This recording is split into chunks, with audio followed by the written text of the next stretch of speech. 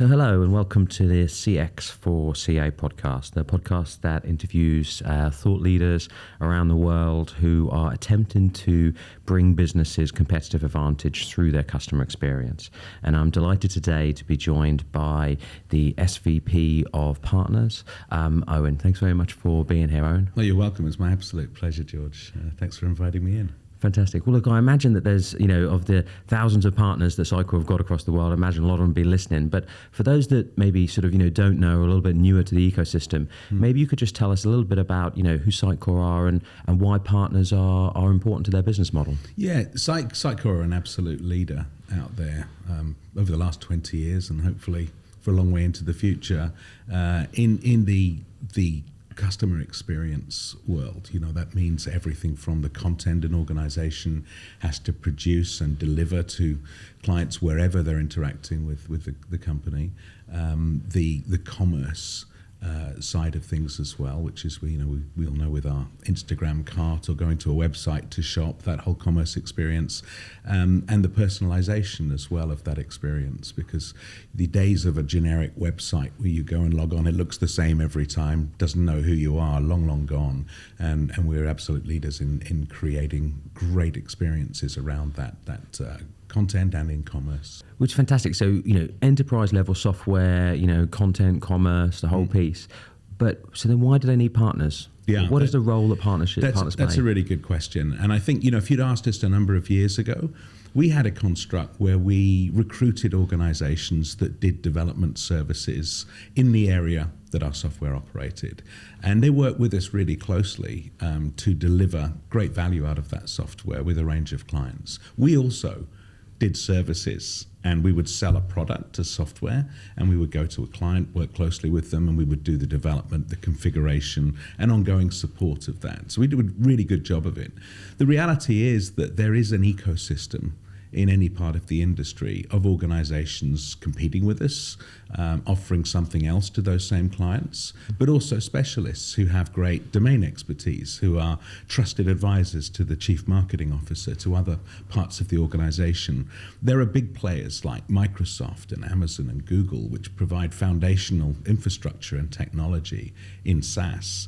You have a whole range of other organizations, maybe complementary to what we do, but driving their own path out there. And a lot of organizations that add value to our story. And that whole ecosystem, we played a little bit with it, but it wasn't necessarily core to our mission. And I think what changed around 3 or 4 years ago when Steve and Lee, myself, others came on board was, given our history and the way that the industry works, a recognition that, our way to scale, our route to really grow big and offer more and more value to the same customers we have now and bring that to more, involved geographic expansion for sure, involved being louder and telling our story more strongly, but really having a different perspective on things, understanding what that ecosystem that's relevant to our customers is and to Sitecore, and really understanding how they go to market, what it is they offer, and how can Sitecore add value to that story and that mission. And we brought that together as an ecosystem team, which I'm lucky to lead within the company. And we've spent the last 3 years building out relationships you might have seen very publicly with people like Accenture and Avanade and Deloitte Digital, WPP, and big global names we formed global alliances with. And that was really where they have customers. How can Sitecore be incorporated into their story and their offering, and how can we support that? With Microsoft and others, it was much more around, is there a great technology interlock that benefits our mutual customers? People which are investing with Azure and now OpenAI and a number of other areas like Fabric, ensuring that we have a tight technology interlock. How does that leverage the investment customers are already making and make it easier for them to adopt those capabilities all over with Sitecore at the front? And then, of course, we have our traditional program partners, many of whom, like Horizontal, have been with us for a very long time and at a global level have been hugely instrumental in our growth and development and very significant in terms of customers. The outcomes they've created have been amazing. So what we did there was to refresh and reinvent our program of partnerships where we give more I guess, air between the different tiers that were in that program traditionally. So it's really meaningful to invest more heavily with Sitecore and be successful. We've created rewards and other incentives that help people to really build their practice and build their business with Sitecore in a financially rewarding way. And then to create things like solutions and other representations jointly that help the market and help our sellers understand what's different about each of those partners. What's their unique superpower, if you will, and where should we work together effectively? And then I think the most important thing overall was within that whole ecosystem, how do all the players come together to represent the ultimate of the offering, the ultimate of the potential that we have in mind, that vision for customers? How do we then make that reality for that client, and then how do we go on that long-term journey together? And that really is like a village now with the ecosystem participants that we have. It's nice. I quite like your village comment. Actually, there's that saying, isn't there, about it takes a village to raise a child, and maybe it takes a village or an ecosystem to transform a brand, right? And, yeah, I think it does, and I think a lot of that is not just technology. It's about that intersection between, really strong domain expertise around how to help a company be better in the market, more competitive. And we've all seen what happened since COVID. That sudden shift for a lot of companies were completely blindsided. How do I get everything online? I've got to lock the doors to my stores. I've got to rethink everything from supply chain right the way through to how I represent my brand. And never more than then was it true that I need to know my client, know my customer. And I think that's where we've all come together and had that meaningful lift. But it does take a lot of participants to come together and say, look, we can all do different parts of the puzzle, but we can collectively get there working in a very united way. Yeah, I don't think people really always understand that actual sort of collective effort and the change in nature of even people who look like competitors, actually the importance of them working together. And I really want to sort of get into that. And you've touched on sort of, the strange but I think transformative times we've been over post-COVID the last few years, both for Sitecore and more generally. And I want to unpack that, and I want to unpack in a moment your vision and your advice for the many partners you have. But first, maybe just take a step back and talk a little bit about yourself, if that's all right. Because for anyone who's stalked you on LinkedIn, as I imagine many of your partners have, you've got an eclectic sort of and peripatetic background of seemingly, I think maybe started off born in the UK but sort of wandered around, and you've been in this region, the Middle East, a lot, and Asia Pacific. So maybe you can just kind of for the audience give us a little bit of the highlight reel of did you always want to be a sort of a SVP of partners when you were a kid, or did you want to be an astronaut? And just talk us through that story. Yeah, it's an interesting question. It's not often we sort of stand ourselves and look back at where we've been and how we got there. And I guess it's a little bit eclectic the approach I took. I didn't expect to be an SVP of partners when I set out as a kid. I'm not even sure I knew what one was. But I did have a strong interest in technology. I was a bit geeky from about the age of 11 or 12. I was one of those. I mean, there's some of us still alive who kicked off with a ZX81 or, RISC processors and learning assembly language and things like that. So it was video games and home tinkering. Really, I think a lot of people around my age got into IT well before they started thinking about work and a job and what they wanted to do. And my career really always was in software, and it was in a very, very emerging industry at that time. It didn't mean anything like it did today. These were very much on-prem in that sense. But I started in the UK, and I had a number of jobs working with vertical sectors like government and telecoms, bringing the latest and greatest to them, and that was sales, and I started out selling.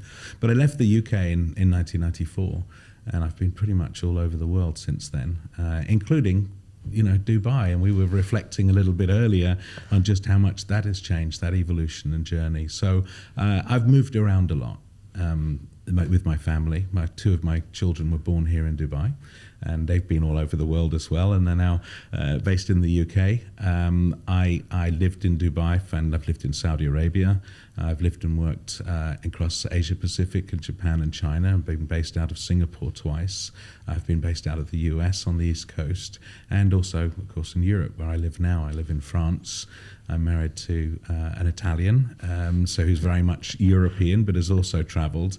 And like yourself, I think we spend a great deal of our time running around, seeing different parts of the world, which has been fortunate. And I think for me, I got the perfect mix, if I'll be honest. I had wanderlust, so I got to see a lot of the world and the perspectives of people in different nations and cultures, and mix that with tech. And that's been a very fruitful journey for me, because I guess I've grown as a person through, the humility of seeing how other people live and adapting to them rather than getting stuck in my ways. But I've also done that on a journey of tech evolution, which has been exciting. Yeah, and I wonder if you have any reflections on the role that culture plays, because we've both been to a lot of Sitecore and tech conferences around the world in many different countries, and whilst we may use similar terminology about digital and transformation, and even actually the expectation of the way business are, the sort of the maturity of the economy, these things matter when it comes to the types of work we do. And I wonder if you have any reflections on how business is conducted differently in those different countries, those different regions. Yeah, I mean, the most obvious one is regulatory environments and norms. But I think it plays a great deal. But I would also say that, universally, technology is bringing capabilities that are the same to people all over the world. And I think that's been a huge enabler of change, a very positive change. I think there's been a great assimilation of different cultures through media. If you look at Netflix and, figure out which country a piece of content came from, you get a great deal of exposure to other cultures that way. But at the same time, I think people use that technology for good or not so good in very different ways around the world. But I think, some notable things. I was with a large storage and data vendor for a number of years, and I remember being involved in a project in India, which again is a classic example how the best of technology can completely transform things despite the norms of culture. And that was the citizens' identity system there, where everybody in the nation was able to have a unique identifier, which gave them access to, via mobile technology, to bank accounts, to government benefits, to grants, to information. So I think that is an example really for me of how wonderfully you can synthesize different areas of technology and regular business like banking and many other areas, and healthcare, regardless of the culture. And the culture remains intact, and people can live their lives as before in many respects, but have a level of empowerment that allows them to do far more. So I think for me, technology, as I've seen it around the world, is something that's been empowering in the large, and that's been exciting to watch. Yeah, and I think it's a really interesting point. I mean, you were talking earlier about that sort of ecosystem of sort of, partners and so the ISV and the brands, but actually I suppose that's all done against a backdrop of a sort of a regulatory landscape. And I mean, I was actually in Rajasthan a few months ago, and our colleagues in the Pink City in Jaipur, and they took me for some street food. And to the point you were making, what I was really struck by is the street vendor perceptually, was, didn't, just had a cart, and that was probably, all he had, and that's, he worked on the side of a sort of street. But actually, he had a sort of scruffy bit of paper with a QR code for his PayTM, and he was taking all his payments digitally. And I would hypothesize he may not have even had a house, right? Is actually the reality, but he still had that sort of digital enablement, and that is driven by the sort of the government initiative, I suppose. And it's so, you must have seen through your time, I suppose, there's an interesting perspective that illuminates through your career, where you start off because you're geeking, you're into assembler and compiling and I don't know, whatever it is, punch cards or something. But then actually now it's not this kind of niche geeky thing, software. It's transformative to all these cultures and to all of these countries and to all of these brands and how business is conducted. And I mean, to that sort of that point, there must have been a point in your career where you moved from individual contributor, from techie, from software into leadership, into management, into sales. Maybe you could just talk us through that sort of change and what led you in that direction. Yeah, I mean, I think the evolution of career is interesting. I think for me, it's probably been a bit non-traditional, if I'm honest. I've always had a habit of picking roles and opportunities that I come across based on the interest factor for me. I guess the common theme throughout my career has been fixing broken things, helping things grow, bringing people together. And I guess that's kind of how I ended up in partnership. It seemed like a natural evolution. And I think when you do that, when I started relatively young, first coming to the Middle East, this is a region you probably attest where sometimes you're given duties that aren't on your job description, and you start picking up new skills quite quickly. And for me, that was a stepping stone into leadership. Firstly, leading sales teams, and then leading a business, which has been interesting. And at a certain point, I decided to break out on my own and build my own business, which I did for a number of years. In fact, two organizations that worked around Asia and Middle East, Africa. And that was a very enriching and terrifying experience as well. You suddenly learn what cash flow is instead of just P&L. But you really learn a lot about working with people, recruiting people, how essential that is. In a large corporation, you tend to think about getting good people, but your lifeblood of your business, the cash flow, the customers don't depend on it quite as much, particularly in larger organizations. So I think there's an accelerated learning as you form a business, a startup, and you build that out, that one of the most critical things you have, apart from your customer relationship and ability to execute, is the people.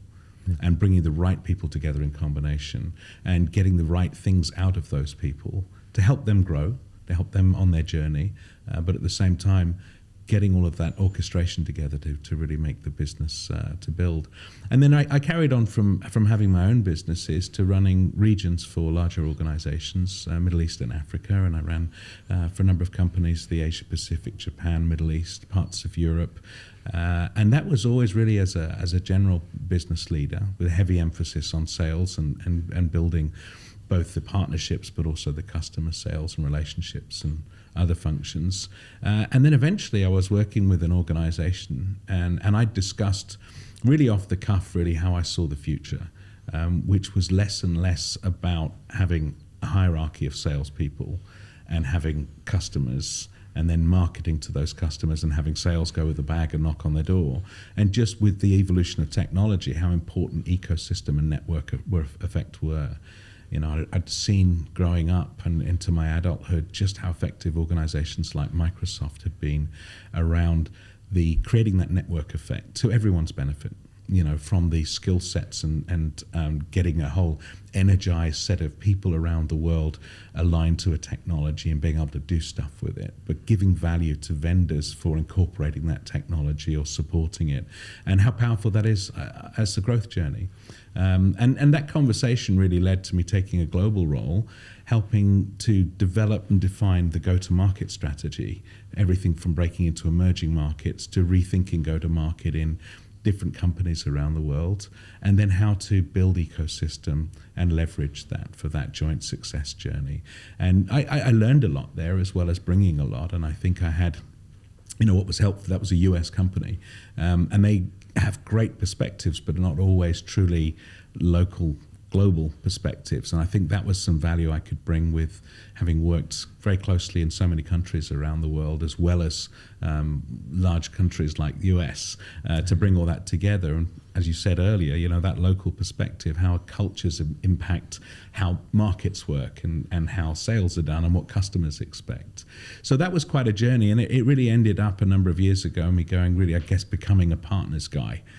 To most people's common language, the partners guy. And I think for me, I wear that as a badge of honor. I really do. Whereas maybe there's times in history where it was always seen as a little bit adjacent to the core mission. I think for many companies, partnering, ecosystem, joint venture, these things are how they grow. It's the engine.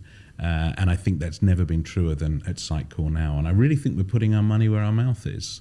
The last 3 years, we've gone through a transformation that includes things like moving out of a very lucrative services business and leaving it parked completely and saying to our partners, no, that's your business. We think it's great business for you, that service is, and you can grow it exponentially, but here's how you do it. We'll work with you to support you in the skills you need. If you work with us, we'll even give you money to build those skills. We'll give you money to market, and we'll stand out of your way, but we'll also invest in sales.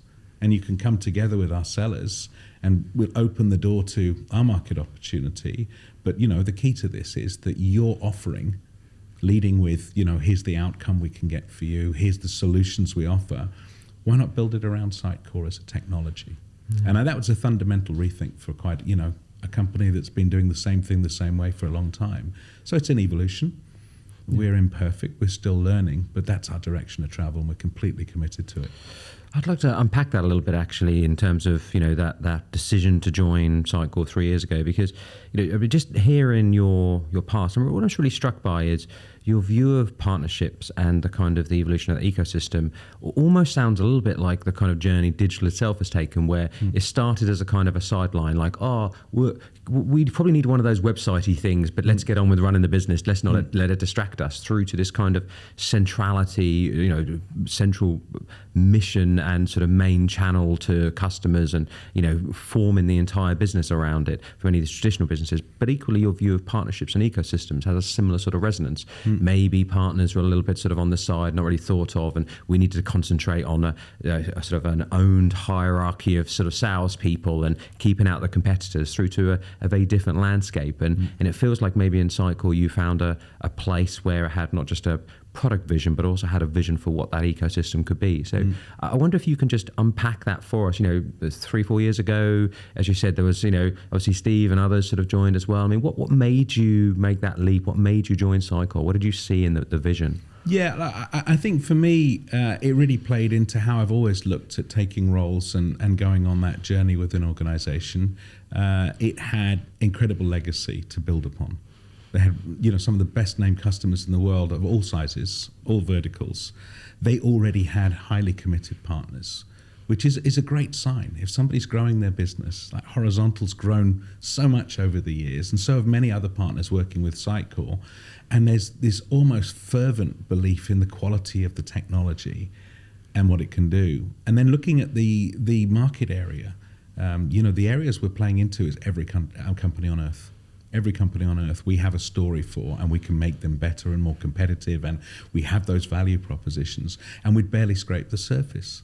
EQT had come in well before I did, but made a big bet on this, and they believed in it. And everything and everyone I spoke to in the industry bore that out. So for me, it was very compelling. But then last thing was, the culture in Sitecore, just from the first interaction with people, is very fast moving, but it's very clear, the culture. It's a great culture of collaboration.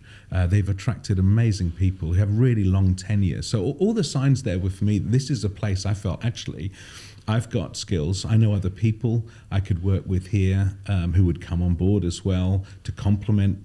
And I saw this as a growth journey where we could do stuff which maybe even changes the industry somewhat. And for me, that's kind of rare. That's really hard to find. I mean, there's startups that look good, but they're 5 people, and you can't really say how that's going to pan out. And that zigzag with the industry, none of us started out saying, I'm going to work with this technology for the rest of my career. It's not like building bridges or something. The whole industry goes through seismic changes periodically, and you've got to adapt and roll with that. But I think this is one that the technology within it may change and evolve and bring different and more types of value. Just take a look at what we're doing with AI right now and what's going to be there in 2 years. But essentially the needs are going to be the same of the organizations we serve, to engage with their customers in the way that we engage with our customers, to do more and bring the best of technology as it evolves. I mean, you mentioned sort of AI there, and Steve Skarkas, the CEO, was on the stage yesterday talking about that path to AI and how Sitecore puts those brands on a path to AI. And I think there's understandably a lot publicized about the kind of the clarity that the current Sitecore leadership have provided to that product roadmap. But I wonder if the real untold story is actually the clarity, as you've alluded to, that has also been provided by yourself and that leadership team to that partnership model. Because, for those maybe out there who maybe were, I don't know, taking a second look at Sitecore, or maybe, were sort of partners a few years ago, there was, as you allude to, sort of almost like a competitive state in terms of services, and maybe not as much clarity as there could have been in years gone by about exactly what that kind of decoupling of concerns was between sort of the partners and the Sitecore and indeed the brand. So maybe you could just unpack that for us, and what were those sort of decisions you made to sort of provide that clarity? Yeah, I think there are a couple of areas which were important, and you can't flick a switch with the business where you've got to keep the revenue coming and you've got to be out there and you're in flight, but you've got to choose some directions of travel, and then you've got to act with intent and clarity for the market. Then you have to execute on that. So I think with those decisions, the first one that was pretty significant for us was, how are we going to sell and how will that evolve? because we needed to scale up, and we brought on a lot of amazing sellers and leadership for them, and we really got out there and engaged. We were making acquisitions, we had a story to tell, and it had to be told now. But in terms of our thinking, okay, what does the long term look like? Well, we've got to think less about, hey, we're Sitecore, here's our technology, here's our story, to have other people telling a story like you do, which is to walk in and say, oh, I see what you're trying to do. You need to achieve this within 9 months, and then also over the next 2 years you're planning to do this. Well, let us help you think about the best ways to do that, and maybe there's some additional things you could do you haven't even thought of. And here's how we'll frame it. This is what we'll do for you first. Oh, and by the way, we're using these elements of technology, one of which is Sitecore, but we've got all of these skills. So I think that we would define as partner-led. For many people out there, they immediately think resale. And I think that's something we made a decision a long time ago we're going to bring to our partner base, so people can elect to say, actually, I would like to resell your product. I would like to white label your product. SaaS lets you do some wild things. I would like to wrap services and my own IP with you and create my own as a service niche offering or broad offering. So let's be open to that. But that requires internal transformation for us as a company. You know, everything from compliance to making sure we can really support the partners themselves in the right way and that type of model.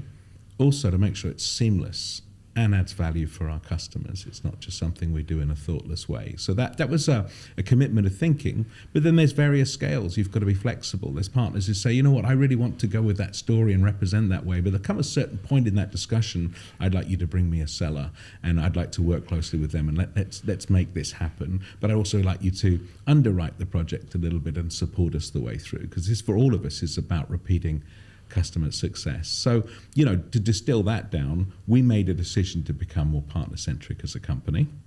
And that model we would evolve very rapidly. You know, that was around a year into my tenure as we started reaching out and solidifying relationships and looking at program. But that was the direction of travel, and still very much is. And you'll see some pretty great announcements this year about how we're doing that and where. And, you know, we're doing it through engagement in a very consensus-driven way with partners, because some will say, no, that's just not our bag. We're really good at this, but don't ask us to sell. You know, we have CMOs pick up the phone to us. We've known them for 20 years, but they call us when they need something. We call you. So that's great. So we're not looking to disrupt anyone's business, always looking to enhance. The other thing, which was, you know, there's just big blocker, which is we're competing with our partners. We're growing a services business at a rate of knots. Should we be doing that? Because it's a very awkward conversation to have when you come to us and you say, we've been working with this client for a long time, we've identified that they've got this need, and we really think we could do a good job together on that. We say, that's great, stand aside, we'll go and do that. And it's not very good for your business. So we made that decision early on, actually, we shouldn't be doing that. We need to have a capability where we can eat our own dog food, we can tell our own story, and we can act with intent. But most of that capability we have now is brought to bear for partners and specific customers who need reinforcement. We're not doing what our partners do. And I think then, you know, lastly was that ecosystem penny that dropped is, okay, if we really want to scale, if we have an ambition, which we do now, you know, Sitecore's grown in a very linear fashion, very respectably, over a long period of time. But if we want to accelerate that, and you really see the opportunity to become that true global leader at a multi-billion-dollar scale over time, you need that network effect.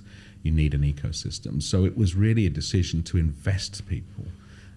You know, Steve sat down with Nick, with Lee and others and said, hey, look, you know, we need to put more people into. We've got bits of the story, but we need to really reinforce that now. Let's go serious with Microsoft. Let's have another area of partner programming where we finally have true strategic global alliances, and I'll talk a little bit about what they mean, but let's get real around the program and the program partners, and particularly the upper echelons of that, because it's not in great shape. And then lastly, which we just launched a couple of months ago, was our ISV program. So these are independent software vendors, of which we've started with around 70 on the program now.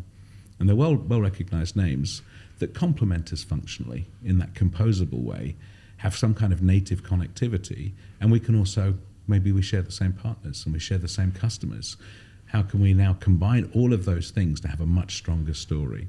And that became a decision we made early on as well.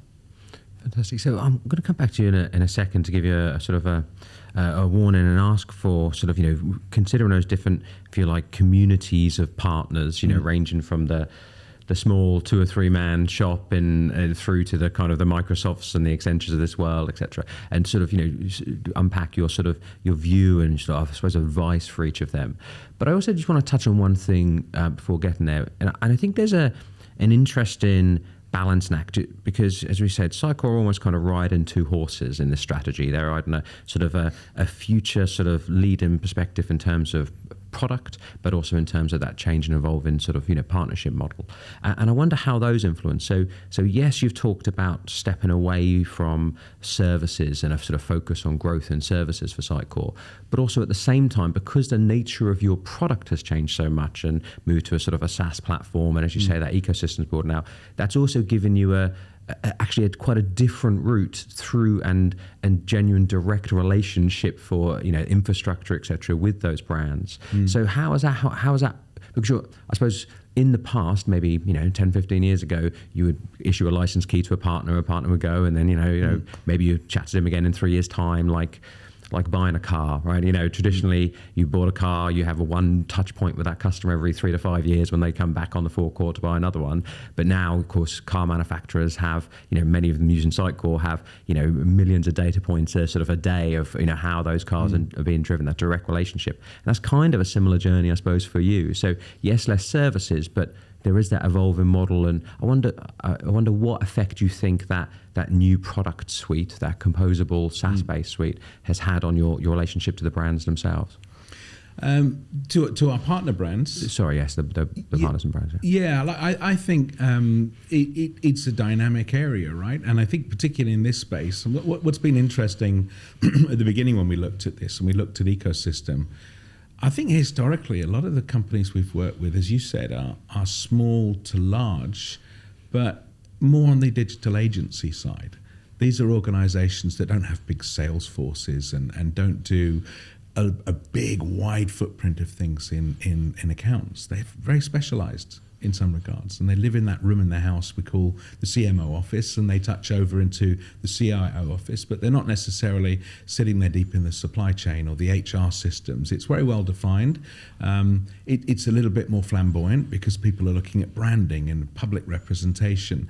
So you've got that kind of ecosystem of agencies, some big, some small, all over the world. But then you also had, a number of years ago, the more traditional SI organizations are saying, well, hang on a second, we're in the same customers and we have a really broad footprint, but we're not in that house that room in the house because we don't understand it, but we think we should be there. And we maybe need to look a bit agency as well. And there's been this kind of change of movement where firstly, the industry itself has been realigning a bit, where a lot more of SIs have come in and agencies are changing the way they talk and walk a little bit in the digital area. As they get disrupted in traditional areas that aren't tech in their business around, everything from media buy right the way through. So that's been an interesting thing. For us, the evolution of the technology itself maybe means that we all end up in services. But that, again, is an ecosystem play because the services that horizontal offer, which are typically manpower-based with some IP, are going to be complemented by us offering technology as a service and evolving that. But all of us becoming more independent, more dependent upon people like Microsoft and others, which are adding layers of service as well. We're not going to go and create our own large language model engines. We're not going to create, 100 PhDs creating some kind of Gen AI capability that's completely unique and proprietary. We are going to leverage that ecosystem that we engage with and bring it all together in one stack. So I think it's a realignment, but the reality is it's about staying relevant to the customer, to being stronger together in combination than the individual sum of your parts, and being able to be relevant to one another's growth aspirations and relevant to one another's ambitions in a fulfilling way. So I think it's about creating that equation of value for all parties, and that's going to remain the same. But sure, there'll be change, there'll be evolution. Yeah. But I don't think anybody's looking to blow this apart for the sake of, taking a lead in a certain area. I think we all understand what works and what doesn't.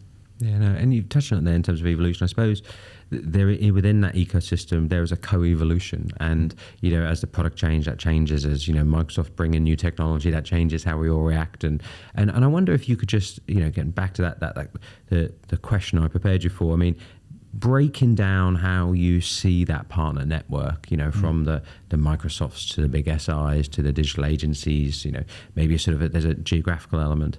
What would be your kind of your advice to some of those different communities in terms of what you'd love to do in the future? And you talked a little bit a second ago, you alluded to some sort of maybe new interest in maybe reseller models or white labeling or different ways you could work together. And I suppose what I'm specifically thinking is if, coming from that more sort of, partner world, is there are choices of where you would invest your time, your money, who you hire and all those sorts of things. And, if you could speak to those different communities, what would be your advice in terms of where they should be investing to partner better with yourself to actually be more successful in that ecosystem? Yeah, I think it's a really good question. It's one I get asked a lot one-to-one with organizations when I'm out there engaging. And I think for me, the aim in what we're trying to do, and let's talk about the partner program, because that's really the core where we have hundreds of partners all over the world.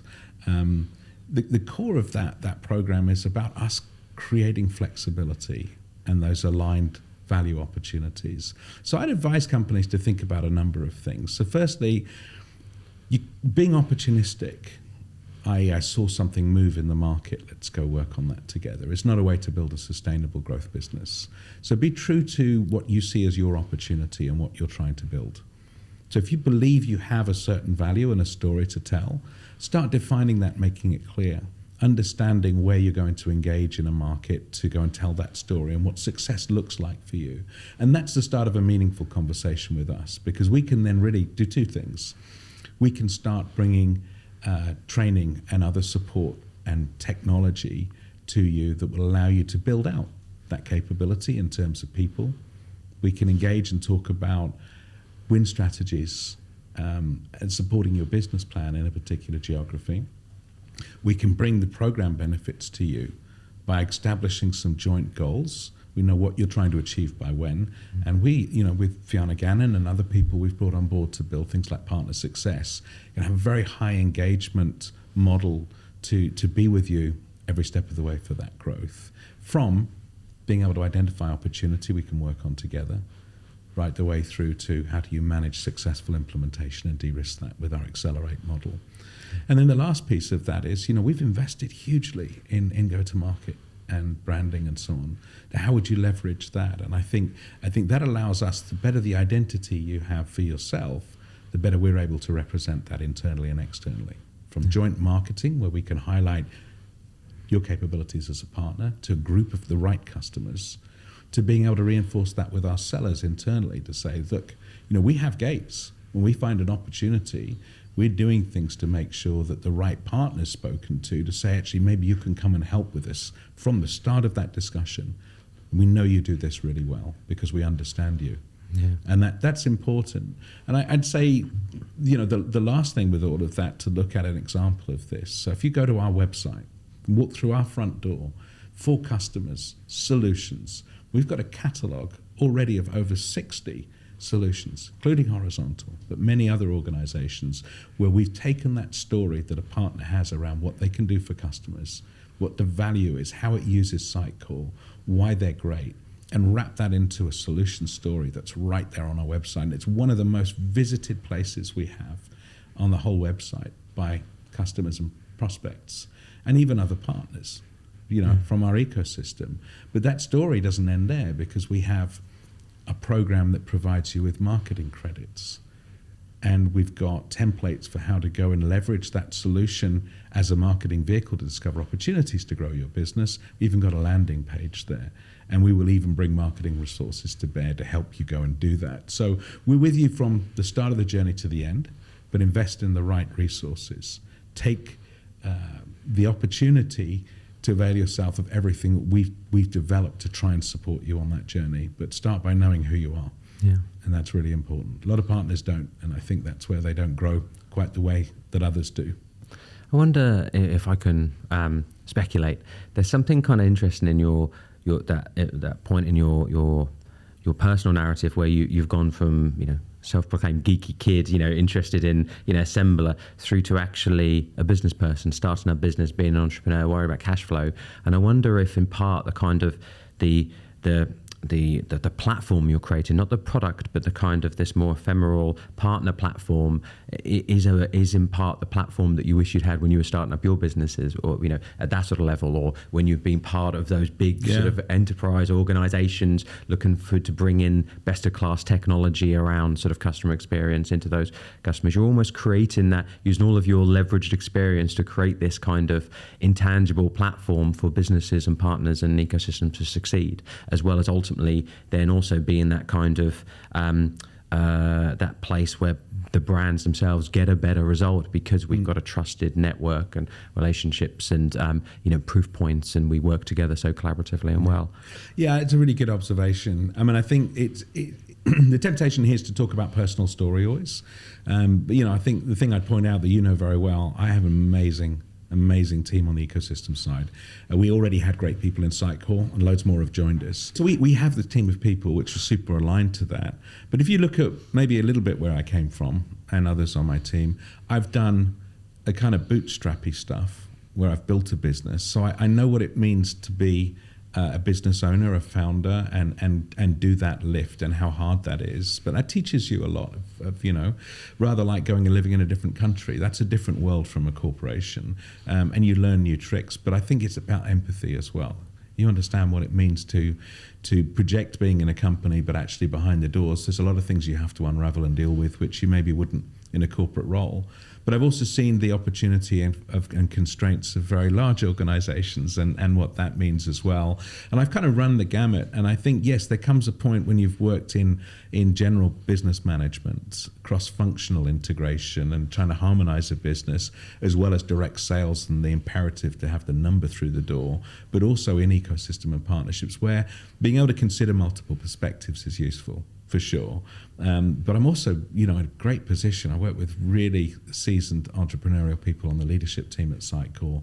And we're kind of given a bit of a blank canvas here to go and do it right, take the steps and evolve this to the right place, but massive ambition. And I've been given a lot of empowerment to try and, work with my own team to design the best way to do this. And I hope and I believe that we've considered ways of doing this that will really resonate with potential partners who may be looking for something different and better as an experience with a vendor, who understand that wider ecosystem story and love our technology. We think we can make it really easy, really rewarding for them. For our existing partners, I hope they see the experience and opportunity get better and better with each turn of the wheel. I mean, it's counterintuitive. We talk about hundreds of partners. When I joined Sitecore, we had over 800 program partners, and it was growing at a clip of knot. We now have around 180, and we believe we're bringing more value, and we can do more growth with that, and even less potentially. So we really want to find that sweet spot where we've got excellent, committed relationships with the right partners, executing in the right way, and getting the value for all in that. So I think you'll find a place here where we're not adding partners for the sake of it. We're not scaling ecosystem for the sake of it. We're aware of our limitations of ability to execute.